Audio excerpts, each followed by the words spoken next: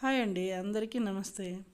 ఈరోజు చింతకాయతో పప్పు తయారు చేసుకుందాం. పప్పుని ముందుగా కడుక్కొని కుక్కర్లో వేసుకొని టమాటాలు సన్నగా కట్ చేసుకొని 3-4 టమాటాలు, ఒక ఉల్లిపాయ, ఒక 3 పచ్చిమిర్చిని ముక్కలుగా కట్ చేసుకొని మునిగినంత వరకు నీళ్ళని పోసుకొని కొంచెం పసుపు, కొంచెం నెయ్యి వేసుకుంటే పప్పు మెత్తగా ఉడుకుతుంది. ఇప్పుడు కుక్కర్ మూతని క్లోజ్ చేసి స్టవ్ మీద పెట్టుకొని 3-4 విజిల్స్ రానివ్వాలి. ఇప్పుడు అదే పక్కన ఇంకో గిన్నెలో చింతకాయని ఉడకబెట్టుకోవాలి కొంచెం నీళ్లు పోసి.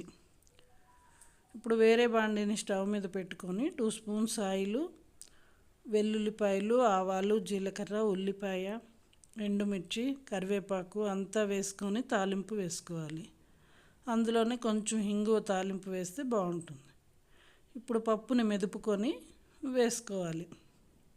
ఇప్పుడు ఉడికిన చింతకాయని రసం పిండుకొని వేసుకోవాలి. తొక్కు లేకుండా చూసుకొని వేయాలి. ఒక్కసారి పొంగు పొంగిన తర్వాత రుచికి సరిపడినంత సాల్ట్ వేసుకొని దించేయటమే. అంతేనండి, మన వేడి వేడి చింతకాయ పప్పు రెడీ. సూపర్గా ఉంటుంది, చాలా చాలా బాగుంటుంది. మా వీడియో నచ్చితే తప్పకుండా లైక్ చేయండి. కొత్తగా చూసిన వాళ్ళు మా ఛానల్ని సబ్స్క్రైబ్ చేయండి. Thank you for watching. Bye.